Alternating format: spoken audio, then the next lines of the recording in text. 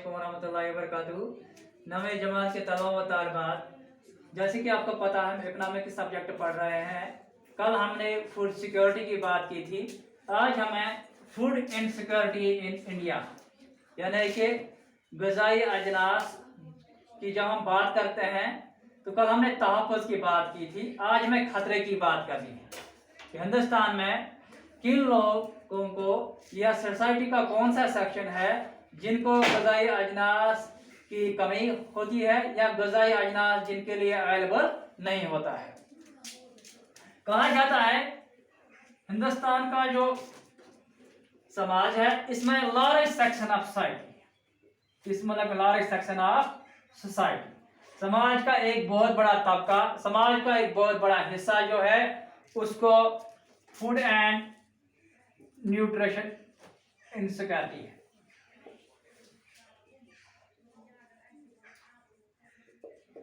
Food and nutrition insecurity यानी कि ग़िज़ाई अजनास के खतरे से दो चार एक बहुत बड़ा तबका हिंदुस्तान में है। अगर हम देखेंगे worst affected groups, worst affected groups यानी कि ग़िज़ाई अजनास की कमी या ग़िज़ाई अजनास किन लोगों के लिए अवेलेबल नहीं है या किन लोगों के लिए खतरे की घंटी बजाता है, उनमें सबसे पहले आते हैं लैंडलेस पीपल। वो लोग जिनके पास जमीन नहीं है, ग़िज़ाई अजनास की कमी या ग़िज़ाई अजनास के जो का खतरा जो है यानी कि इनको अवेलेबल नहीं होता है, वो सबसे इन लोगों के लैंडलेस पीपल। दूसरी बात ट्रेडिशनल आर्टिसंस,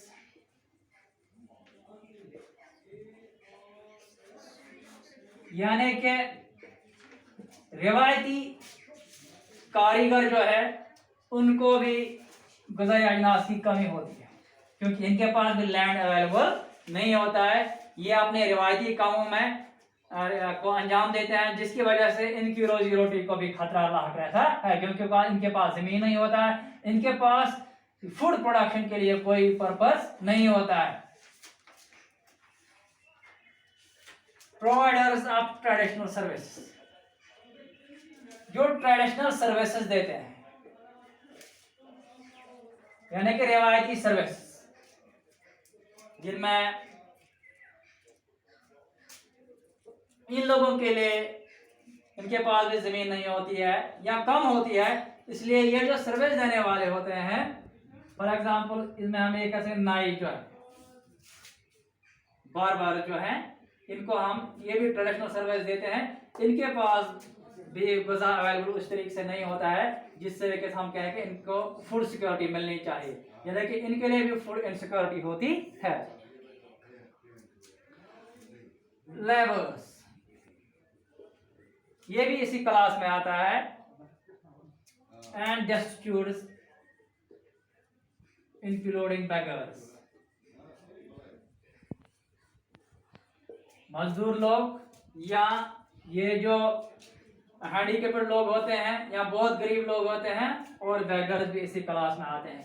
ये समाज के ये सारे तबके, समाज के ये सारे तबके, चाहे लैंडलेस लेबर्स, लैंडलेस पीपल होंगे, ये ट्रेडिशनल आर्टिसंस होंगे, ट्रेडिशनल सर्विस देने वाले होंगे, लेबर्स होंगे, डेस्टिट्यूट्स होंगे या बेगर, ये सारे इस कैटेगरी में आते हैं कि इन्हें हर वक्त ग़िज़ाई अजनास मिलने का खतरा रहता है, यानी कि हर वक्त इनको ग़िज़ाई अजनास की कमी रहती है। यानी कि ग़िज़ाई अजनास जो है, जो ग़िज़ा ज़रूरी है, जो हमने देखा है पहले हमने बात की, रूरल एरियाज में तकरीबन 2400 किलो कैलोरीज पर डे मिलना चाहिए एक इंसान को, वो इन्हें मिलता नहीं है, इसलिए हमेशा ये इस कैटेगरी में आते हैं, इनसिक्योरिटी, फूड इनसिक्योरिटी के कमरे में आते हैं।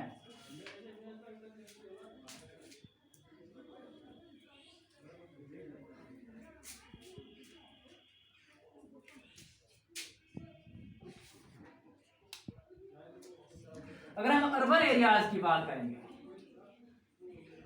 अर्बन एरियाज में फूड इनसिक्योरिटी उन फैमिलीज को होती है जिनके लोग इल ऑक्युपाइड कंडीशंस में काम करते हैं, यानी कि उन वहां पे यहाँ जहां पे लो वेजेस होते हैं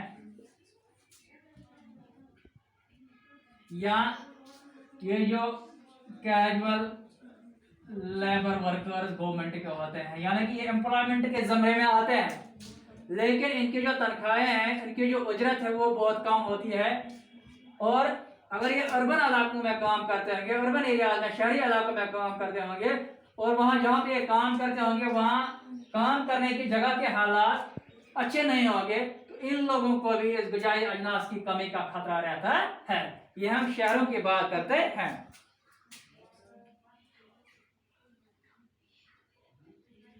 इसी तरह सोशल कंफर्ट, समाज की जो अपनी एक बनावट होती है, ये भी इसमें एक रोल अदा करती है। किसमें? Food insecurity.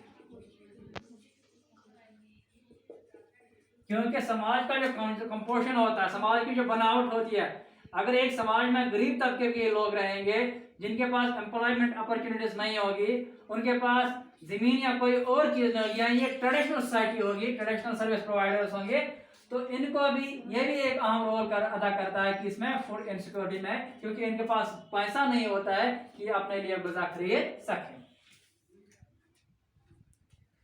और अगर हम फूड इनसिक्योरिटी की बात करेंगे, इसको हम इसकी जो इंश्योरेंस है, इसको दो ही तरीकों से इसको हम इंश्योर कर सकते हैं। पहली बात, यानी कि अगर हमें ये इनसिक्योरिटी खत्म करनी होगी तो इसके लिए हमें एनएफ फूड इज अवेलेबल, तो बहुत सारा गज़ा अवेलेबल होना चाहिए for all the person with in a society, with in a society. यानी कि अगर एक समाज में या किसी इलाके में, चाहे अर्बन एरिया होगा या रूरल एरिया में, ग़िज़ाई अजनास की कमी को खत्म करना होगा, इसके लिए हमें इंश्योर करना होगा पहली बात कि एनएफ फूड सब लोगों के लिए बराबर मिकदार में, यहां हम कहेंगे कि सफिशिएंट फूड अवेलेबल होना चाहिए। और कौन सा फूड? एक्सेप्टेबल क्वालिटी, यानी कि इनके पास या तो इन्हें गवर्नमेंट को खरीद के लाना देगा, या अगर सोसाइटी इतनी कमजोर है तो इन्हें कुछ रियायत देनी होगी, ताकि ये अपने लिए, अपनी फैमिलीज के लिए एक ऐसा ग़िज़ा ला सके जिससे ये जो फूड इनसिक्योरिटी का खतरा है ये हमेशा के लिए टल जाएगा। दूसरी बात,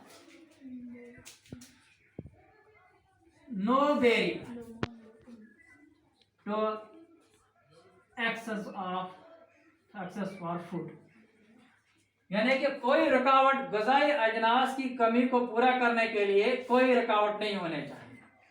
बंदा जहां चाहेगा, जहां इसको मिलेगा, वो अपनी मर्जी से चाहे खरीदना होगा या कहीं लेना होगा, इसके लिए कोई बैरियर नहीं, कोई रुकावट नहीं होना चाहिए। यानी कि हर जगह इसको, हर इलाके में इसको, इस ग़िज़ाई अजनास के लिए रसाई होने चाहिए। तो आज हम बात कर रहे थे फूड सिक्योरिटी इन इंडिया की, कि हमने देखा कि कौन सा तबका है जिसमें हमने लैंडलेस पीपल देखे, ट्रेडिशनल आर्टिसंस देखे, हमने लेबर क्लास देखा, बेगर्स देखे, डिस्ट्रीब्यूटर्स हमने देखे। तो ये सारा तबका जो है, ये ग़िज़ाई अजनास की इनको ग़िज़ाई अजनास की कमी हमेशा वाक़ा होती है।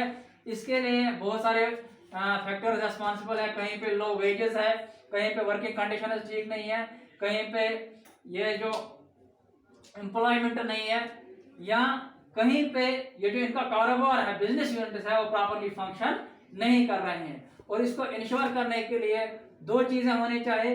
समाज में ये अनफ फूड अवेलेबल होना चाहिए, चाहे ये गवर्नमेंट प्रोवाइड कर रहा होगा या अगर ये अपने तरीके से कर रहे होंगे सोसाइटी, तो इनके लिए इनके पास इतना पैसा होना चाहिए। इससे ये हो सकता है, या इंपोर्ट करना है तो दूसरी बात जो है कि फूड कि ये जो ग़िज़ाई अजनास की रसाई है वो हर जगह अवेलेबल होनी चाहिए हर बंदे के लिए। तो आज के लिए इतना ही। इसी के साथ ये जो हमारा इकोनॉमिक्स का यूनिट था जो हमने स्टार्ट किया था, ये भी इख्तिताम पजीर हुआ। इंशाल्लाह हम कल से देखते हैं कोई और सब्जेक्ट हम स्टार्ट करें। ये बाकी